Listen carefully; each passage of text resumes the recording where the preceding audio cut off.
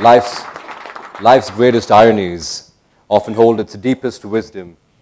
Now take dreams, for instance.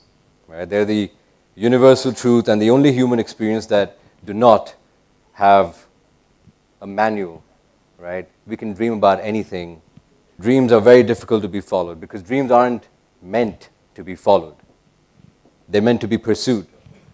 They're meant to be pursued with all your heart, all your passion, all your desire, right? Where you have to sacrifice, where you have to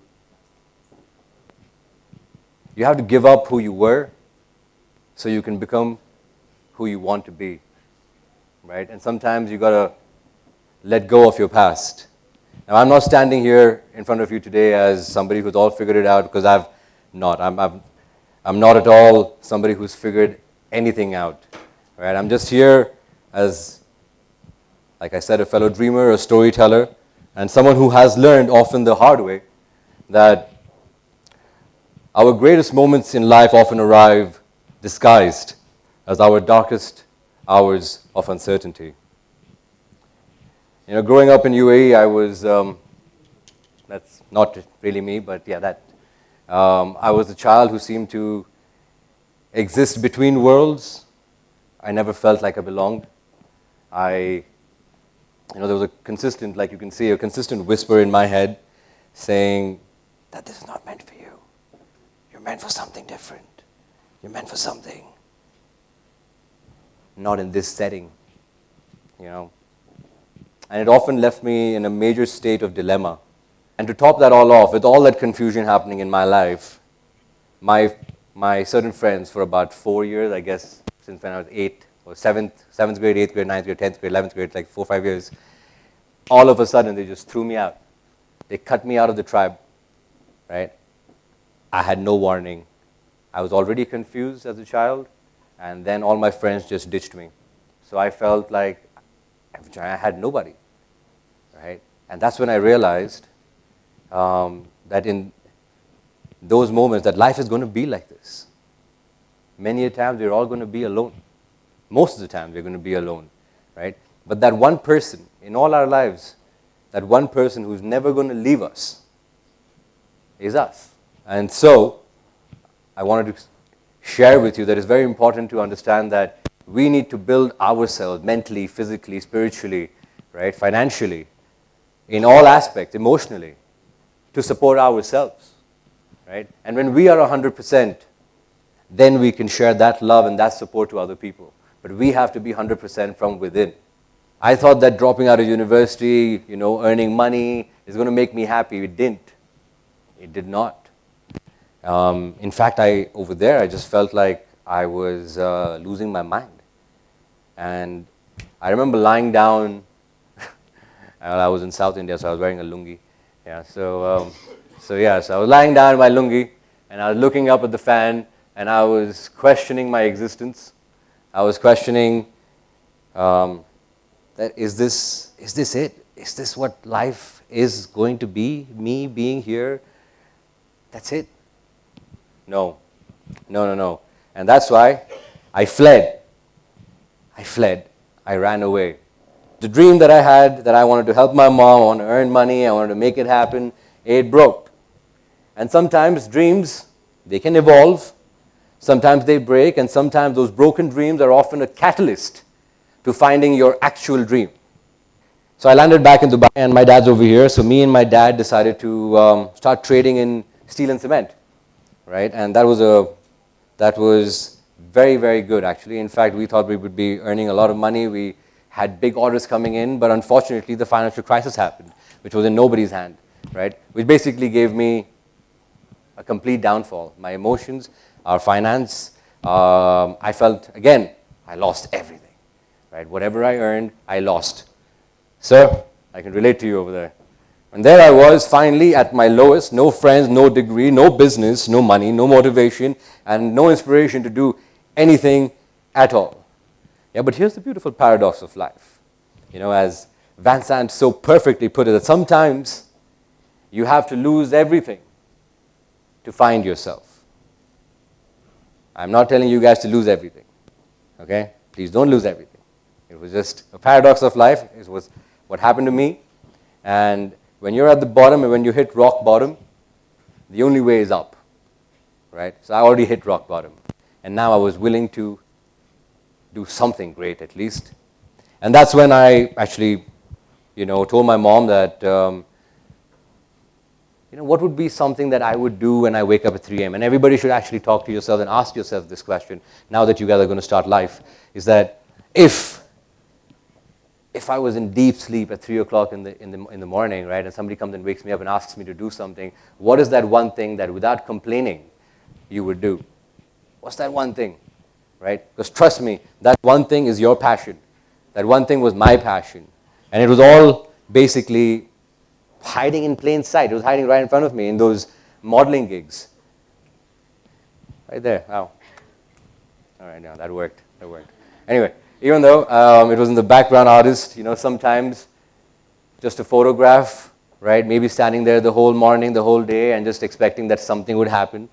I had no money in this. I earned no money doing this, right? I earned so much more doing what I was doing, even though I failed in that. But I'm saying that this was the most joyful, most happy moments of my life. I would not mind traveling for hours to just do a photo shoot for even 10 minutes. I wouldn't mind. Hours I would drive, right? But that was inner joy. That was inner passion. And those moments just lit up my soul in a way that the business or money or anything never ever could. I never had the courage to actually accept the fact that I wanted to do this. I never had the courage to go out and tell everybody that, hey, I want to be an actor. Hey, I want to be in front of the camera. I want to perform, I mean, I was a boy in UAE, and industry was far, far away from us, right? But still, I dreamt. When I told my mom about this, she could have completely reprimanded me. She could have insulted me. She could have said that you've lost everything anyway.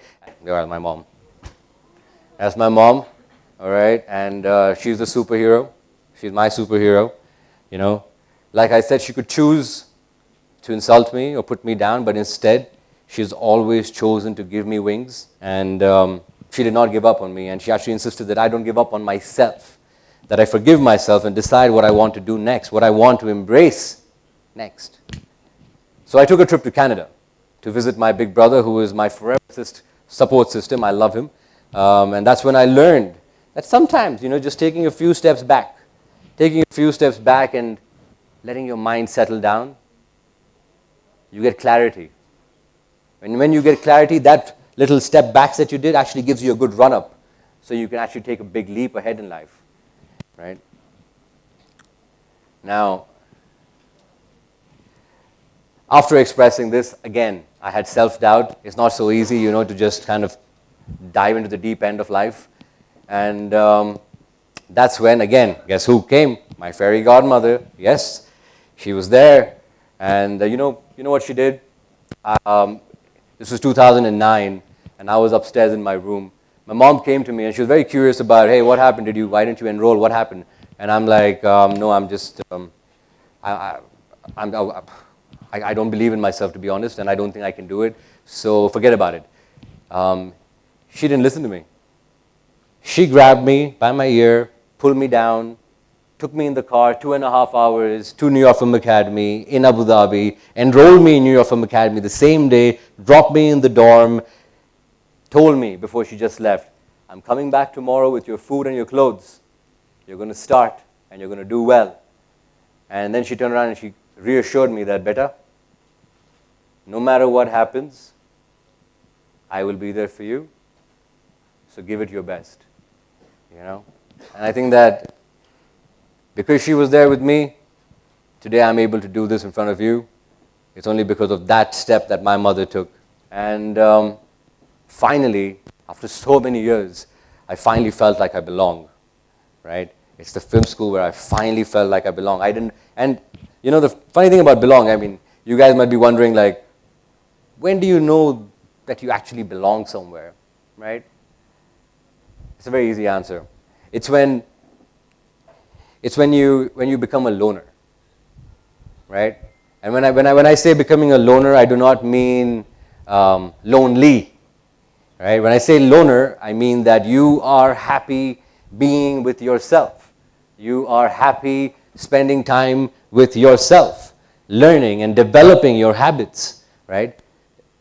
That and once you find that place where you belong, you don't need people, you don't need friends, you don't need validation of other people to give you the validation that you're doing something right, because in your heart of hearts, you know it. And when you feel that, guys, is where you belong. That is when you guys will be changing the world, right? So try and find that. It's now. Now when you find your passion is when the true trials begin. It's when now the universe is actually going to test you.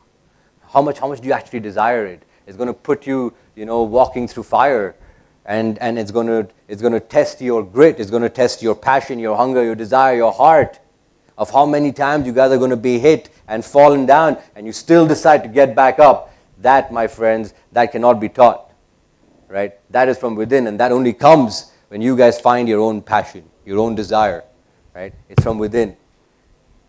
Trust me, I've been hit so many times. It's only because of the raging fire within my heart that I want to really do it, that I'm actually standing back up. But this industry can really put you down, right? So that's how to say that any of you find your passion, just never, ever give up, right? Because there is going to be light. Light. All right? Your heart, okay. Also, there we go. My acting guru, Dr. Das, he told me something very profound one time, which actually rewired my mind.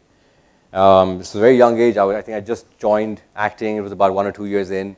It was after Love Ka the End. But this is what he told me, that it doesn't matter. It doesn't matter what we do between 5 and 9. What matters is what we do between 9 and 5 is what makes you who you are.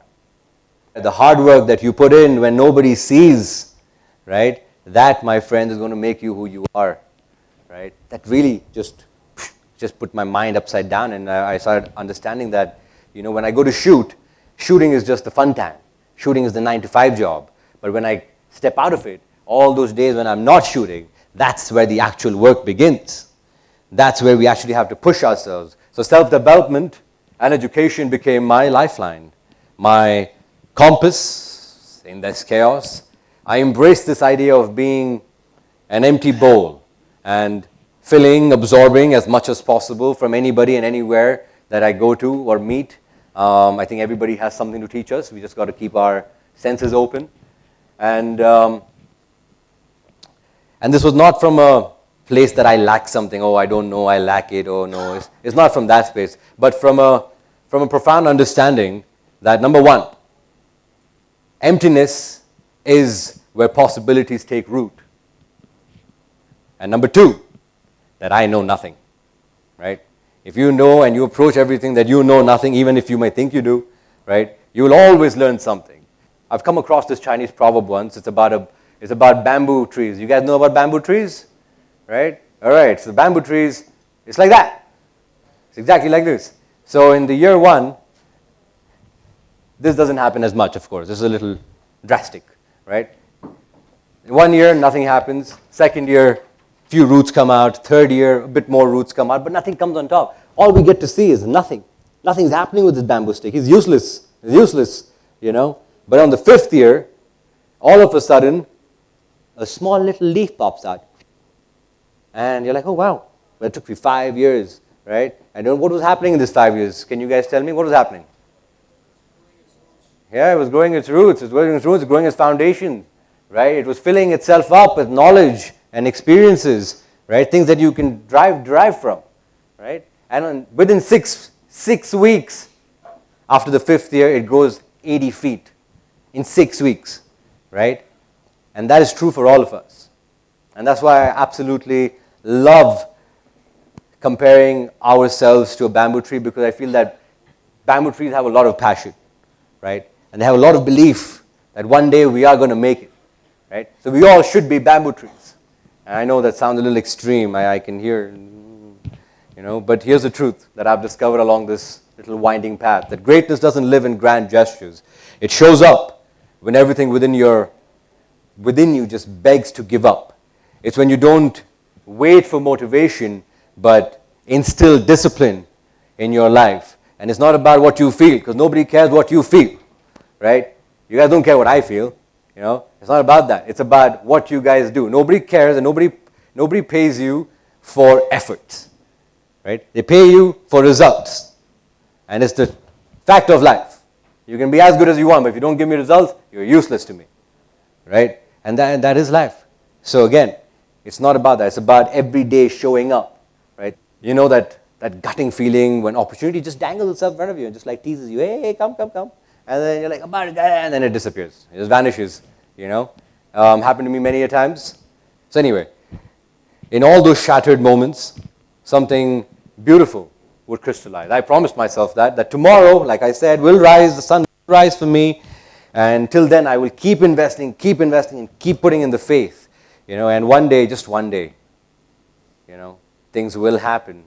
And I just believe that every small step forward, just laying stones on the path, that the path might be unknown. You don't know where this path might lead, right? You might fail too, right? But the path is leading somewhere, right? And maybe we all would reach our promised land. So this is what I mean, and this is what I have come to share with you, that this is what is meant by embracing the next. It's not just about accepting change or discomfort. In fact, it's about running towards change and discomfort, because change is the only constant. Right? It's about understanding that you've got to embrace the darkness. You've got to embrace when you don't have safety. You've got to embrace those moments. You've got to face your fear, because as we know that fear is not really fear. False evidence appearing real. That is what fear means. You have false thoughts, imaginations in your head that you've made up, and you started fearing them. It's not really true in any way or sense. It's not true. It's not happened yet. So I would say, just put your head down, keep working hard, and believe that you believe, and believe that will turn the darkness into light one day. And my dear friends, faith isn't something that's taught. It's something that's built. So anyway, just to round this off, if there's anything that I would like you guys to take away today, it's that if you guys have a dream, which I'm sure you do, then you have to believe. You have to believe it, that if it is to be, then it is up to me. If it is to be, then it is up to me.